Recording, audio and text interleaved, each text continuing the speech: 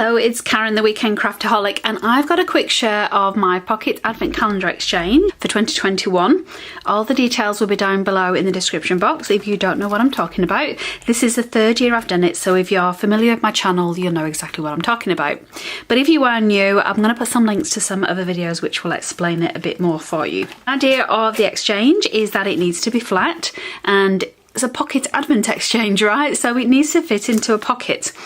I haven't got my gifts in here yet. I've got a big pile of them to go in, but I thought it'd be easier to share my little layouts with you while they are nice and flat.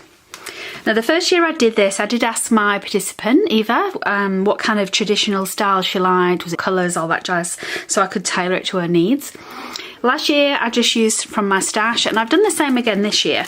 Now this is mainly some uniquely creative. I've got some old snowflake collection.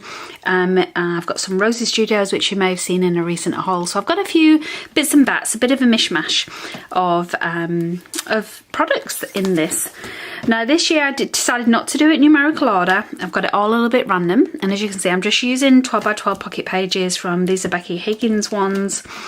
I've got a couple of these, what are they, Design P?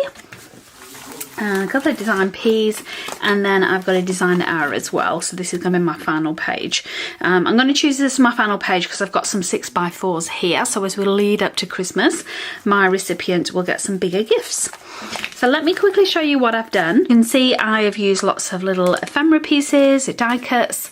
The Rosy Studios kit did come with some numbers, so that's what I've used to get it consistently across with my numbering system. Let me just zoom in a little for you. As you can see, where I've got pattern paper in the background, I've tried to make the overall little image a bit less fussy. This was me trying to use some of my Dilution sprays.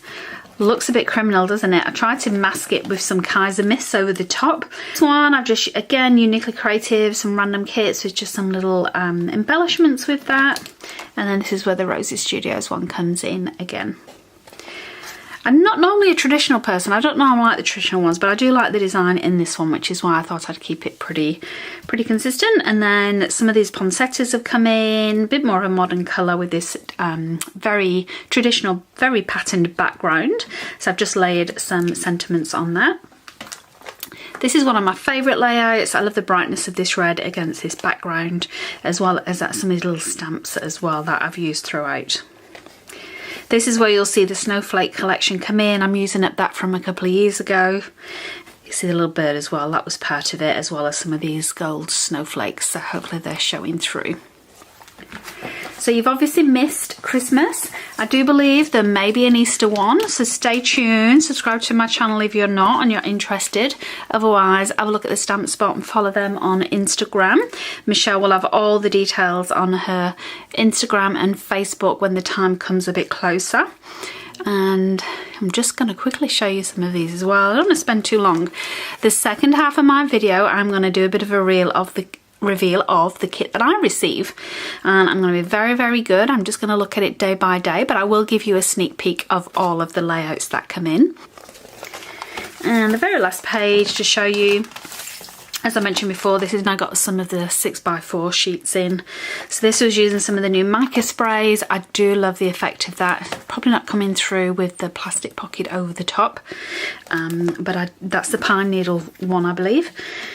And then I've even used up some chipboard here, which is a first for me. If you know me, you know I'm not a big fan of chipboard, but I was brave. I went in my stash and used it for this. I coat again for you. This was just an embossing folder, so again, the pattern of that might not be coming through, and I've just used some of the Distress Oxizer around the edge. That's just pumice stone. And I've tried to make a little stocking banner over this very multi-coloured background as well. This is always a favourite of mine, just putting die pieces around the edges and cutting them off, and the bits I've cut off I've reused on the other sides. And another favourite of mine is just stacking sentiments as well, which is what you can see here.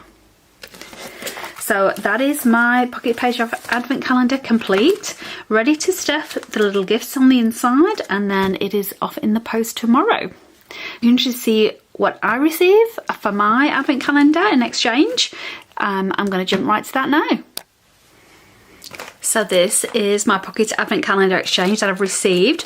Unfortunately, I'm not sure who it's from. I'm going to try and find out, and if I do and they're on social media, I'll put some links down below. But look how bright and gorgeous and colourful it is. I feel like I know this collection. I feel like it could be part of the Snowflake collection as well. It's absolutely stunning. I love the amount of effort that's gone into this. I can't even describe. Each of these numbers have been handmade. They've been stuck onto the pockets and stitched on. That in itself would have been a massive challenge, I would imagine. Absolutely gorgeous with these gold letters over the top, even sentiments on the top of here as well. I never thought of putting anything on top of the pockets, so that is a lot of fun, and that's something that I really love. Now, of course, we're not looking at the gift, so I'm not going to turn it over just in case there is something revealing. Oh, these are Kaiser Craft. So I've not seen these before. That's quite a long one, isn't it? I think what she's done is kind of split it open so she can have one big one. Try not to look too much at the packaging and unravel anything, but look at this. This is one of my favourite pieces that my pen has done. You see they've got the gold tulle across for this this number, so a lot of effort's been put in. Completely random as well, just the way that I did mine, rather than being in a particular order. So there's 4 pages in this in total, because there's a lot more of the 6x4 pages, a lot bigger. Love the stars, love the layouts, it's absolutely beautiful.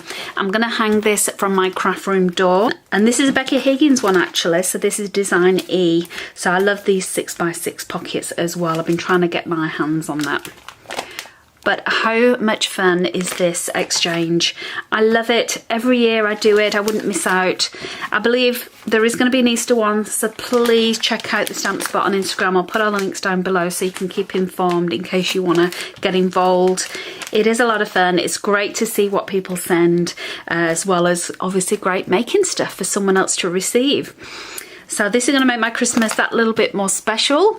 So thank you again for the gorgeous crafter that has sent me this. I'm really looking forward to it. I love it. Have a great week.